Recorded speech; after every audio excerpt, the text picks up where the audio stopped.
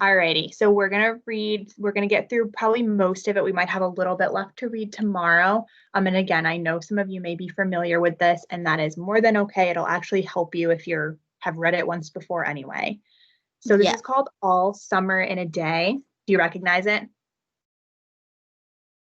Maybe.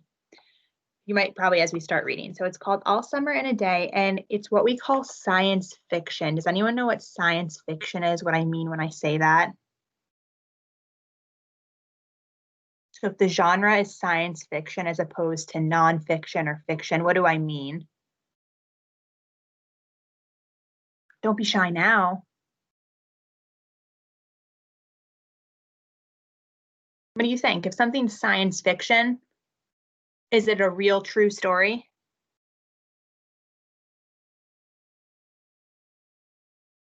Silence.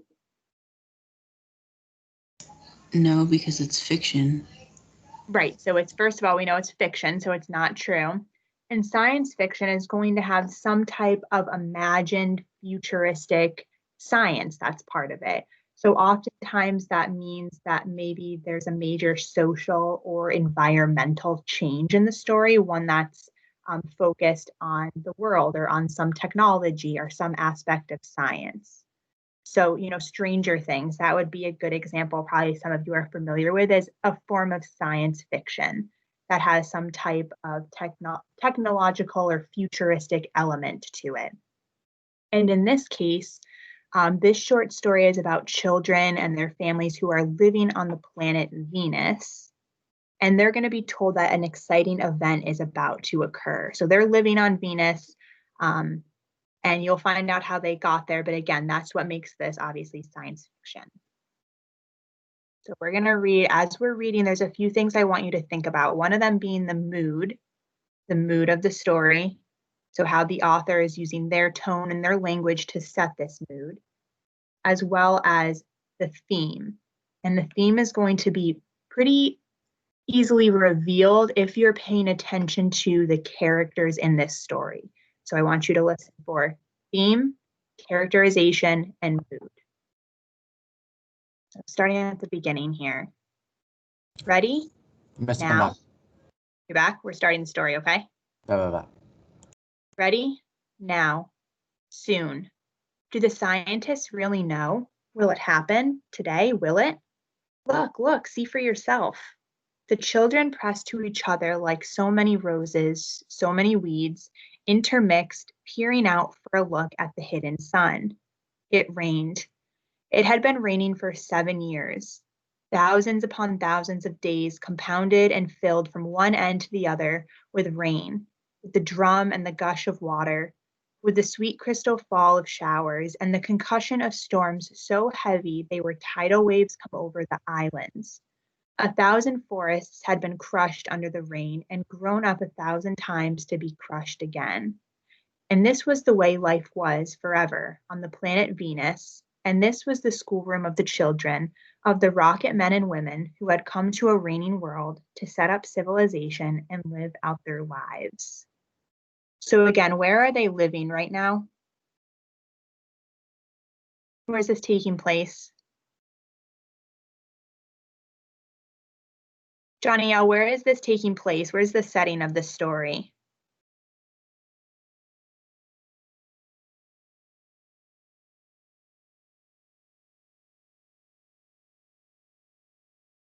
It's taking place on Venus. There you go, on Venus, exactly. So what I'm going to do is I'm just going to start highlighting a few details that are going to contribute to the overall understanding of the story. So what we'd call the exposition, so the background. So we know it's taking place on Venus. Where are they right now? So Venus, but where is the next setting that we need to know? Where are these kids? Look in paragraph. In a schoolroom. Yeah, good. They're in school. Schoolroom on Venus. And what's the weather like and what has it been like? Is it paradise there? No. No, what's it like? It's always raining. Yeah, it's always raining. In fact, it says that very first line of paragraph 8, it's been raining for 7 years. So Venus in school, and we know that it's been raining for 7 years. And what is it now that all these children in the schoolroom are waiting for and they're thinking is going to happen?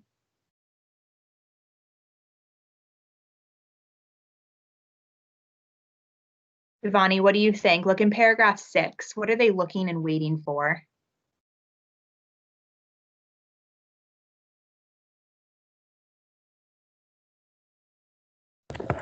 For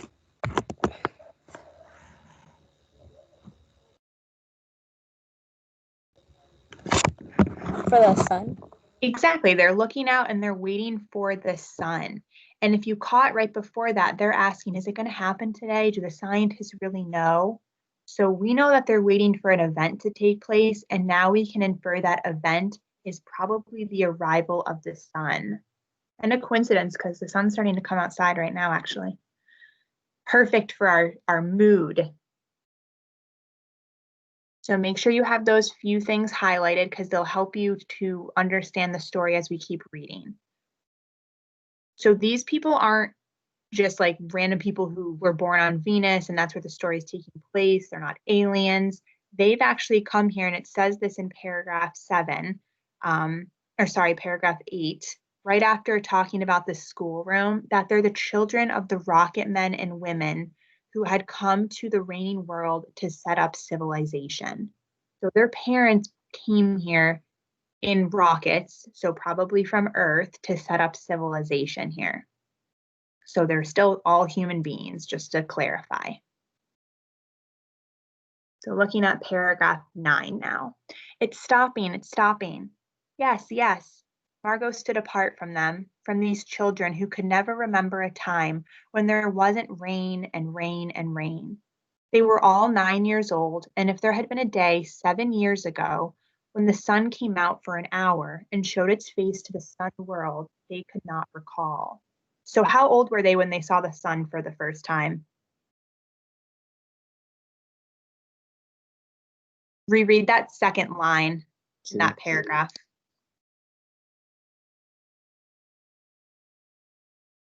I have it highlighted in blue if you need. They were 9. So they're actually 9 right now. Wait. And if there had been a day They were 7 years. They were like 2. Exactly. They were 2. So they're 9 now, it's saying. And if there had been a day 7 years ago, they would not recall it. And you're right, because they were 2 at the time. So the last time the sun came out was when they were 2 years old. So chances are they don't have much of a memory of it. Sometimes at night she heard them stir in remembrance, and she knew they were dreaming and remembering gold or a yellow crayon, or a large coin large enough to buy the world with. She knew they thought they remembered a warmness, like a blushing in the face, in the body, in the arms and legs, and trembling hands. But then they always awoke to the tatting drum, the endless shaking down of the clear bead necklaces upon the roof, the walk, the gardens, the forests, and their dreams were gone. So they're all imagining and they all dream of this sun. But the author does a really great job of putting into perspective and into detail of what their world is like. So there's actually quite a few examples of figurative language already. And what do I mean by figurative language? So we have a lot of description. But what do I mean by figurative language?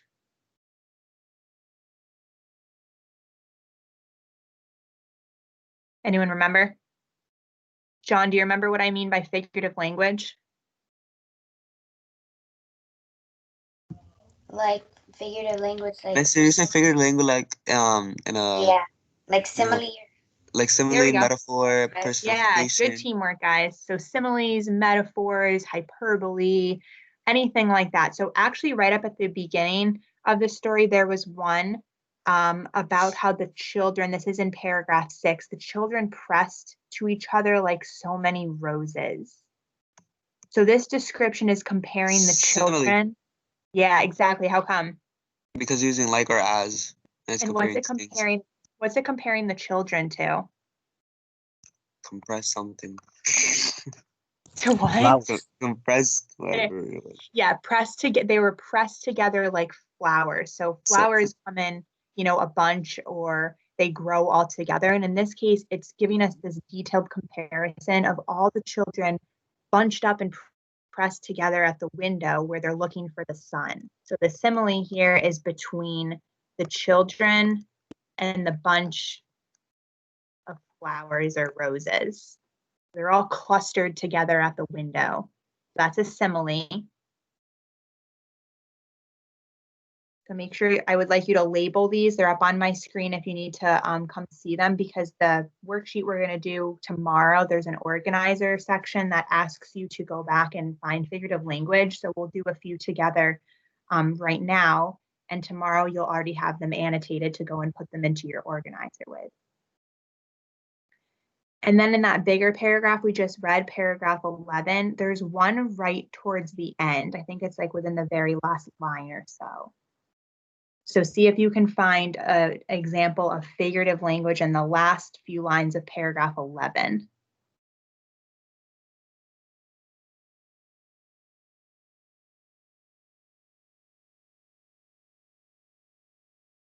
Anyone see anything?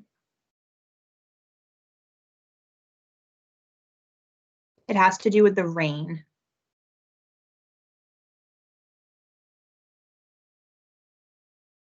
Comparing the rain to something.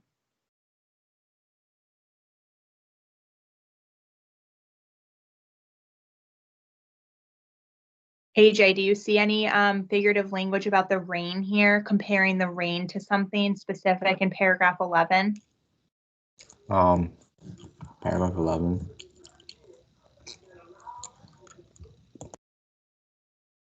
Kind of towards the end of paragraph 11.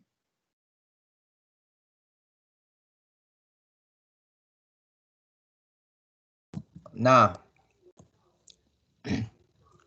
Well, like if you guys see it, then that's like, oh yeah, Margaret stood up apart from these children. It wasn't rain. Say it again. Right there where it says Margaret stood apart. That's not paragraph 11, right? Look towards the end where they're talking about the rain and what it sounds like. If anyone wants to jump in too. But look towards the end, AJ. What are they? They're comparing the rain. It's literally within the last, I think, 2 lines or so, or 2 sentences.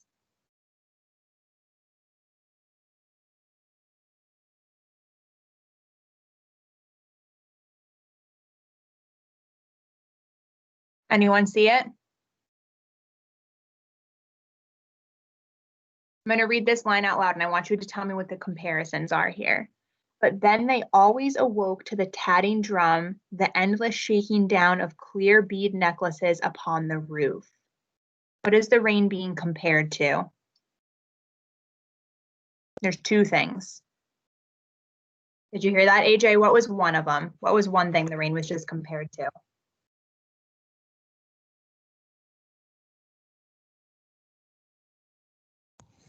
I didn't hear you. What you said? What do you mean you didn't hear me? I just read it. I didn't hear you, but like I heard what you said about but then they were always awoke at the tatting drum of the endless shaking down clear bad necklace upon the roof. The walking. Okay, so pause there. Pause there a second. So what are they comparing the rain to? You're right. That's what I just read. What are they comparing it to? Thunder. They're comparing rain to thunder? Yeah, that's to me, because endless shaking down. So they're comparing the thunder and the rain to what? The endless shaking down of?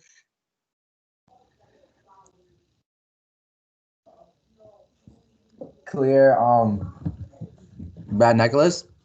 So that is bead necklaces. Yeah. So the bead necklaces, think of that sound that you would get. So they're giving you a very clear description of like a bead that would go on a necklace or a bracelet you might make out of your own, beads.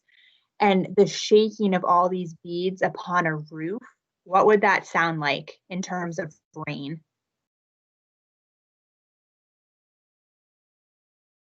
Think of that sound.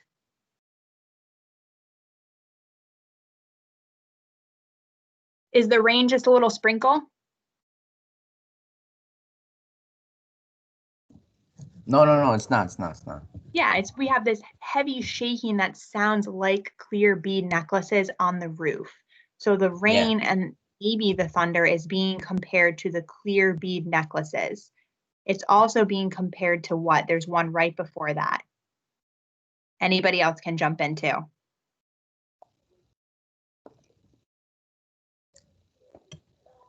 The thunder and the rain being compared to Upon the roof of the walking garden. before that example. So it's not being compared to the roof. It's always going to be compared to something else that might help us visualize or sound or give us a sound. Like the gardens and the forest. What? The gardens and the forest. The forest. So look before the example we just did. Yeah, I'm gonna put myself on mute. Let me tell you. So a simile and a metaphor, we said, compares two things. So right now we're comparing the rain to the clear beads on the tatting drum. There we go, the tatting drum, which would make sense, right? The sound of the drum sounds very clearly like what?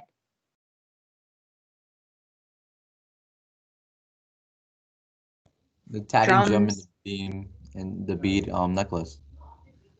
Those are both being compared to what? To raindrops. Yeah, there we go. Compared to the raindrops. Is this a simile? No. Wait. Hold on. Let me check.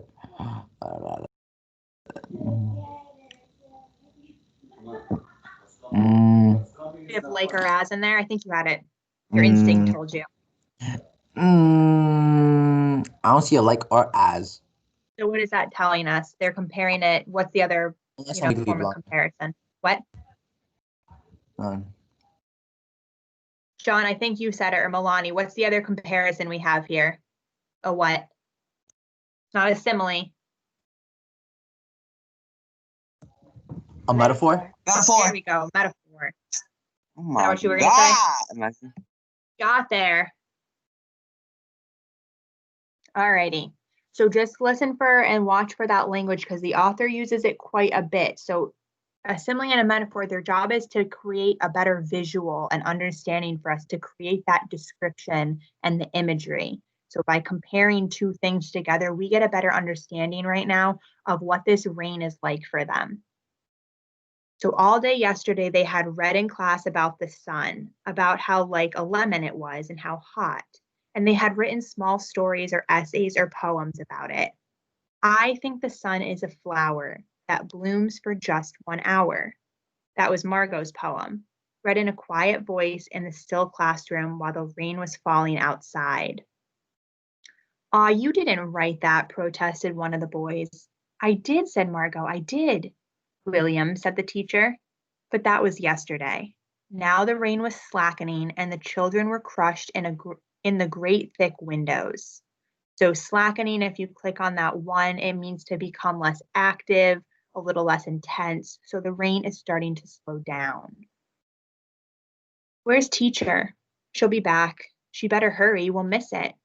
They turned on themselves like a feverish wheel, all tumbling spokes.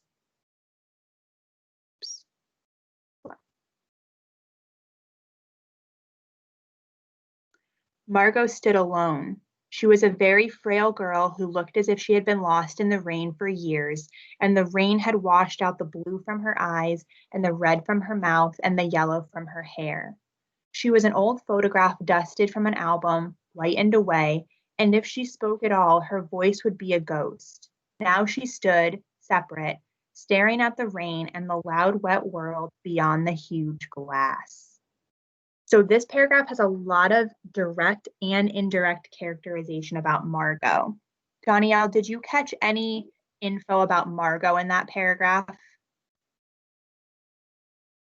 What is something we learn about Margot? How she looks or how she acts? This is in paragraph 24.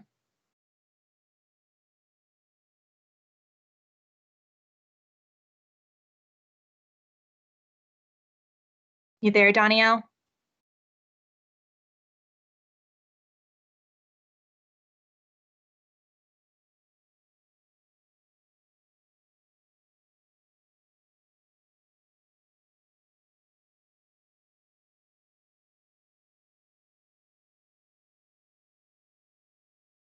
Let's see.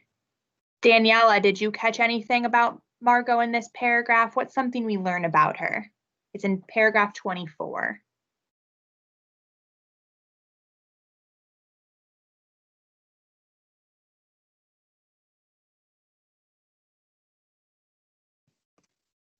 Wait, what was the question?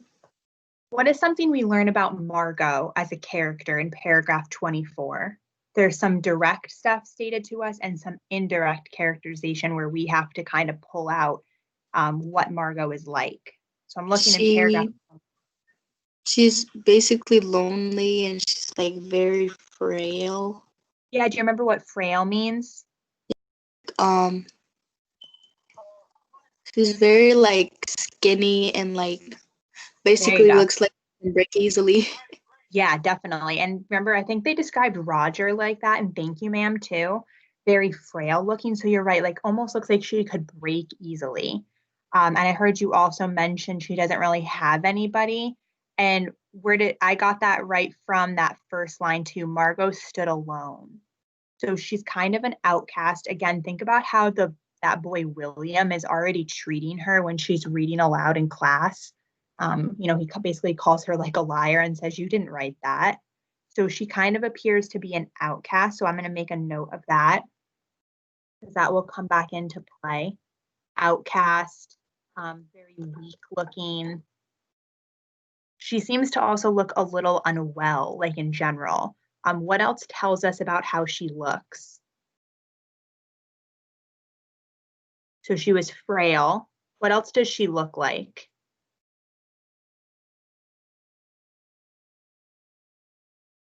Keep reading those first few sentences. So everything I'm looking at right now is going to be in paragraph 24.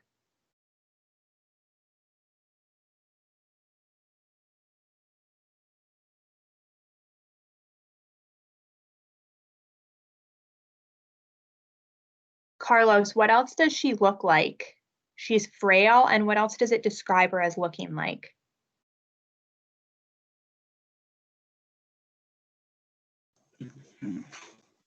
The story also like it refers her to as some type of old dusty picture. Yeah, good. So, and if they're describing her as an old dusty picture, what type of figurative language would that be? She was an old photograph. Like old photographs usually look white or kind of yellowish. Yeah, so she definitely doesn't look great. She looks a little bit maybe sickly and yellowy or pale. And so it says she was an old photograph. Is she literally a photograph? No. No. So do you know what type of language this would be? Figurative language? Yeah, and do you think it would be a simile or a metaphor? Metaphor. Metaphor, how come? Metaphors usually like refer people to like other things. Yeah, and what words does a metaphor not use? Like You just said it, actually. I did. Kind of. Yeah, you didn't mean to, but you did. So a simile uses two words to compare things. Do you know those words? Yeah. What are they? Like you just said it again. Really? Like or Bigelow 2, Bigelow 2. Oh, hello. Oh my god. So a simile uses like or as, and a metaphor we have said a few times that it doesn't. So in this case, they're literally just saying she was an old photograph. And we know that's obviously not the case. It's a comparison. And like you were saying, Carlos, it's to show that she looks, sickly. She looks a little bit discolored, maybe pale or yellowy. And actually the line before that as well, it says it looks as if she's been lost in the rain for years. What else does it say? There's another one right after that. What does it say the rain has done? The rain has wait, hold on.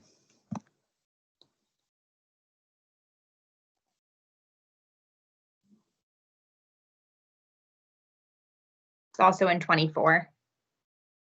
Oh. Uh, wait, what did you say again? So what does it say the rain has done to her? This is another way of, describing how she looks. Oh, all right. So it looks as if she's been lost in the rain for years. I'm not exactly sure. Someone else can someone else step in and help out? What does it also say the rain has done? And this isn't literal again. This is saying it looked as if. So what else is it saying it looks as if the rain has done to her? Burned her. Oh, the rain has washed down like the tears, right? Oh no. What's the line? Can you read the line out loud? Rain has washed out of the blue from her eyes. And Oh, and the red from her mouth. Hey yo. what's the last part? This nigga. See, that's kind of weird, but like, it's like saying as if she has been lost in the rain for years. So it's saying it. What is she, a rainbow? It looks as if she's been lost in the rain for years, and as if the rain had washed out the blue from her eyes, the red from her mouth, and the yellow from her hair. Did the rain actually do that? Nah, it's just a metaphor. Yeah, it's just saying it looks as if she did, which tells us how does she look? Carlos kind of mentioned it. Oh. Yeah. What did you say? I can't tell if you're talking to us or someone else. No, I'm talking to someone else. Okay, mute yourself unless you're going to talk to us. All right.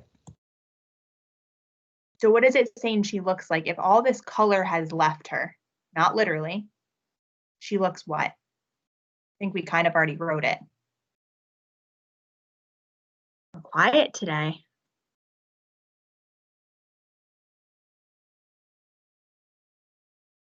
Brianna, what does she look like if all the color has basically been drained from her? How would one look if they didn't have very colorful features?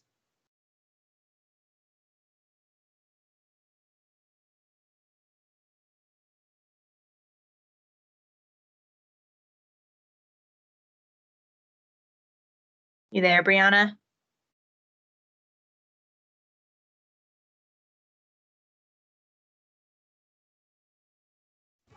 Maybe like sad and gloomy. Yeah, definitely sad and gloomy looking, a little bit, sick or depressed, but sad and gloomy would work. She definitely seems to be looking unwell and maybe a little bit depressed. Good. So I'm going to add depressed and gloomy to my list as well. Depressed, gloomy. She definitely does not look, healthy and well. And the last thing it says, I'll highlight this, if she spoke at all, her voice would be a ghost. So this is another way of telling us that she's quite quiet. And it also had earlier mentioned that she read her poem in a quiet voice. So she is very shy. She's very weak. She doesn't look too healthy or too unwell, and she's an outcast. So poor little Margot, she's struggling. And we're going to find out why. So we kind of already can take a guess. I mean, I'd probably feel this way if it was raining for 7 years too. And here comes William. So I'm looking at 25. We're going to read just another few lines here. What are you looking at? Said William. Margot said nothing. Speak when you're spoken to. He gave her a shove, but she did not move. Rather, she let herself be moved by only by him and nothing else. They edged away from her. They would not look at her. She felt them go away, and this was because she would play no games with them in the echoing tunnels of the underground city. If they tagged her and ran, she stood blinking after them and did not follow. When the class sang songs about happiness and life and games, her lips barely moved. Only when they sang about the sun and the summer did her lips move as she watched the drenched windows. So how does Margot react when William shoves her?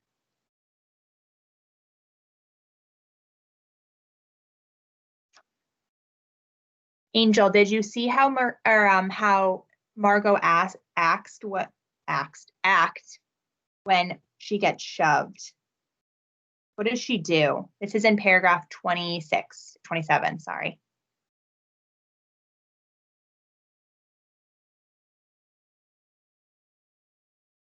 How does she act? What does she respond by doing or letting happen?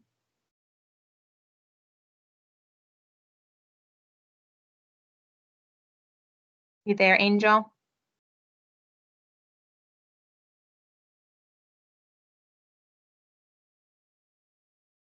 Can someone else help out? What happens when William shoves her? What does Margot do and what does it show about her?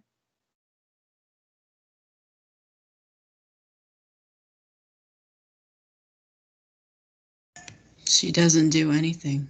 Yeah, She exactly. just lets it happen. She just lets it happen. So what does that tell us about Margot? Is she being like really strong and powerful, or what is this showing us about her character again? Because it's not like she stands up for herself or really moves out of the way or just like brushes it off. She kind of just falls, lets herself be moved, lets herself be shoved. She's being characterized here. How is she being characterized? Last question. What does this tell us about how she feels when she's in school or here in general? Think about what we just talked about too.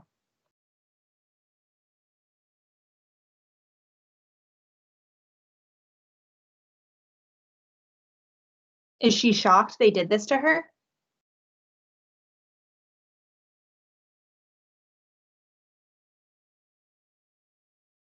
What do you think? Last thing, and then I'll let you go. Is she shocked that William just treated her this way?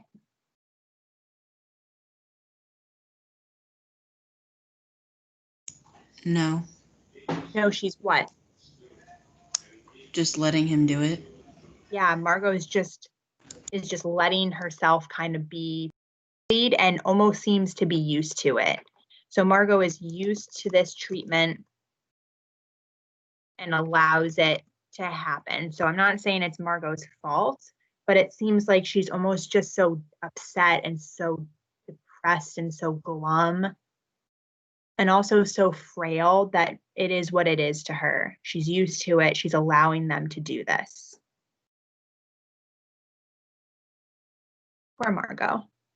So we're going to pause there for today, and then tomorrow we'll pick up and we'll read the second half of the story, and there are some, check-in questions that go along with it.